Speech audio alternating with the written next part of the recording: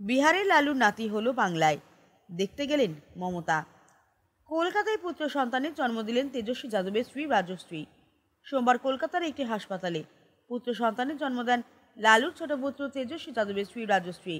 মঙ্গলবার সকালে সোশ্যাল মিডিয়ায় একটি পোস্ট করে সুখবর জানান তেজস্বী। লেখেন, সুপ্রভাত, অবশেষে অপেক্ষার অবসান।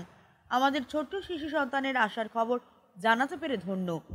বিহারের প্রাক্তন উপমুখ্যমন্ত্রী তেজস্বীর সঙ্গে রাজশ্রীর বিয়ে হয়েছিল 2021 সালের ডিসেম্বরে। 2023 সালের মার্চে কন্যা সন্তানের বাবা হয়েছিলেন তেজস্বী। সোমবার ঘরে এলো ছেলে। সোমবারই কলকাতায় আসেন লালু স্ত্রী রাবড়ি দেবী ও কন্যা মিশা ভারতী। প্রসঙ্গত, রাজশ্রী গত কয়েকদিন ধরেই কলকাতার একটি হাসপাতালে ভর্তি হয়েছেন। স্ত্রীর পাশে থাকতে শহরে রয়েছেন তেজস্বীও। আর সোমবার হলো পুত্র সন্তান।